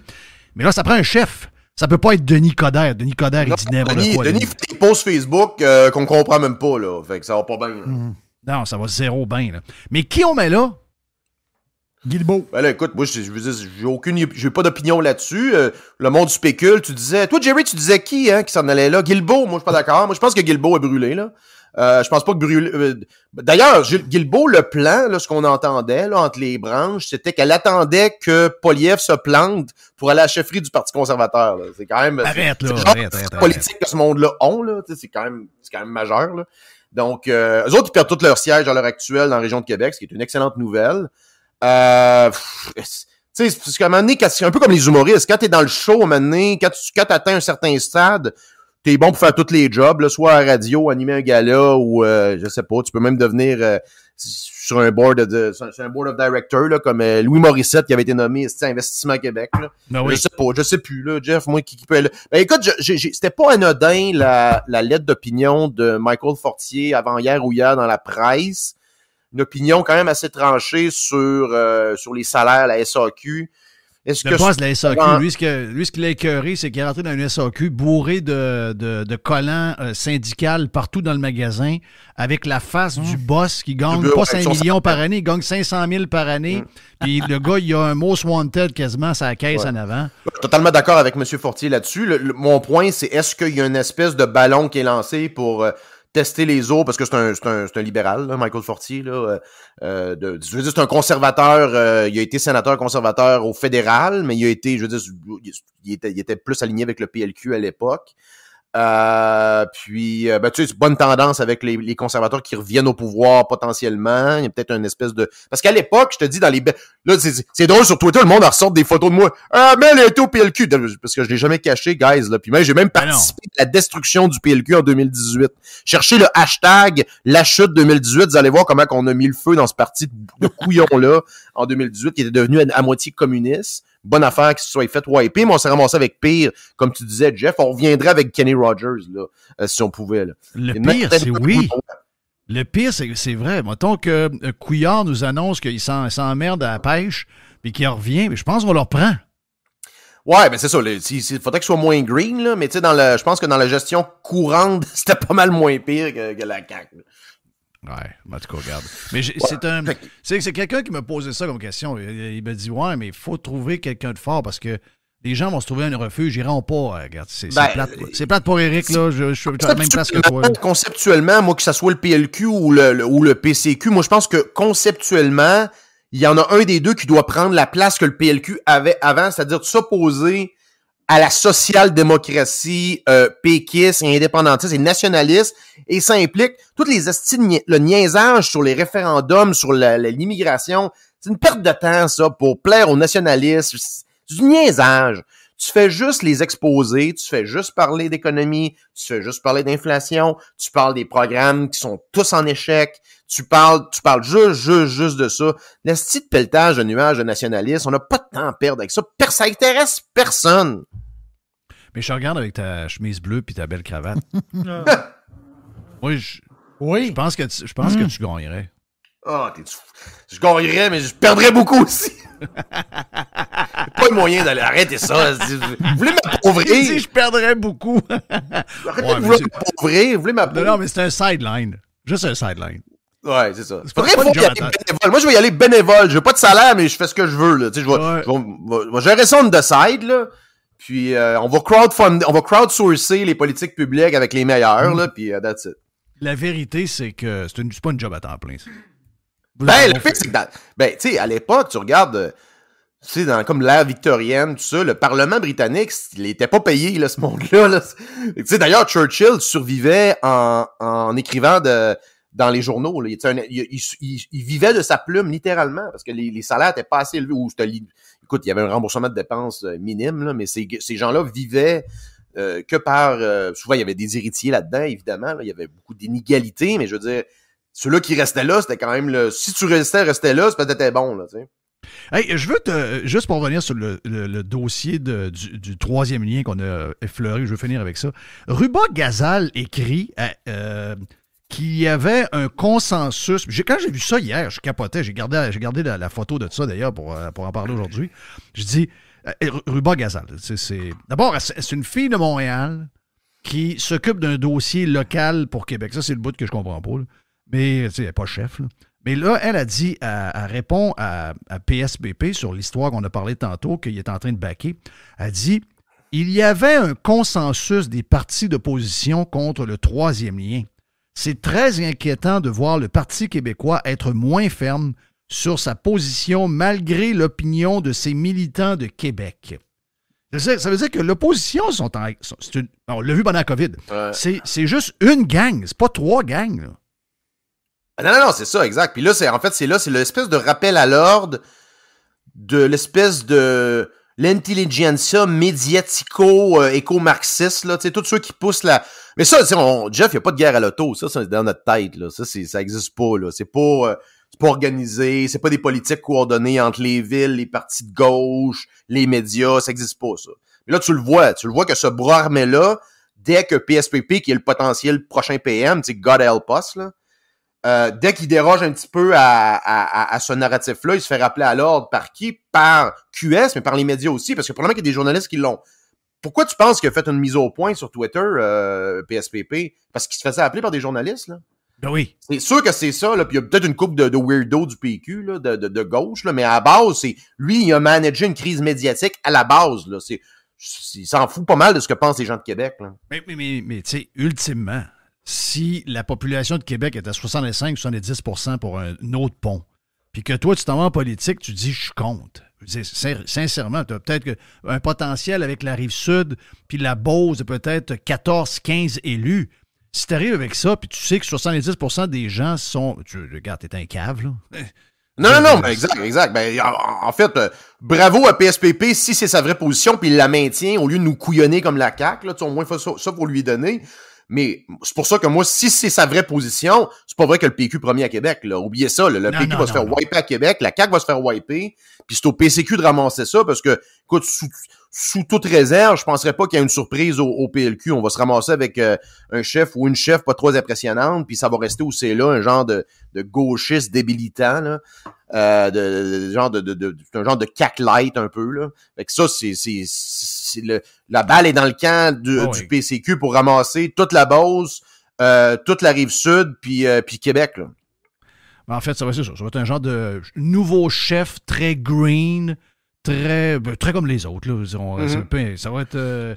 c'était qui, la dernière? C'était... Comment ça s'appelait, la madame qui était là? C'était Dominique Anglade. Dominique Anglade, là. Je te fais un pont avec la mairie de Montréal. Actuellement, c'est drôle de voir Loïc Tassé, un de nos favoris du Journal de Montréal. Hey, ça, j'ai trouvé ça drôle, là. Ouais. Et ça, c'est une trend que je te parle depuis plusieurs mois. C'est le fait qu'actuellement, il y a quand on parle de consensus, là, il y en a un. C'est pas mal tout le monde est contre Valérie Plante maintenant. Il y a à peu près plus personne...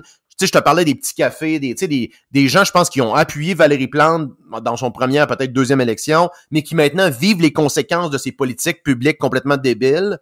Là, on commence à voir un réel backlash. La ville est sale comme jamais. Là, dans sa chronique, d'ailleurs, Loïc Tassé parle de fermeture des putains de rues piétonnières encore, des artères majeures qui vont être fermées. Ils vont créer un shit show encore de trafic à Montréal et qui vont... tu sais, ça va potentiellement pas amener plus de clients que gens qui allaient déjà là sur ces différentes artères-là. Qu'on ferme une rue partiellement, comme genre Bernard, c'est super parce que t'as des rues transversales qui sont quand même ouvertes. C'est une belle rue. Fine, c'est à peu près sur 250-300 mètres. Mais des idées de fermer Mont-Royal, de Parc à Folhomme, vous êtes complètement débiles. C'est une artère majeure de communication entre d'autres artères majeures nord-sud. c'est de la politique étudiante encore, faite par des fucking communistes qui, en passant, je pense que c'est leur objectif de faire des embouteillages. Eux autres, ils voient ça et ça justifie leur action de dire, voyez, ça marche pas les voitures en ville. Loïc Tassé, d'après moi, c'est un gars de gauche, puis il le dit dans l'article. Mais ce qui m'écoeure de ces gars-là, c'est que lui, là, ça y a pris... Pour qu'il le dise et qu'il fasse ce qu'il a fait, là, il a fallu que ce soit son coin qui soit touché. Il a fallu Là, c'était Saint-Hubert. C'est le coin probablement où il va dans un restaurant, il va magasiner, il fait ses petites affaires. Mais avant, il disait pas un mot.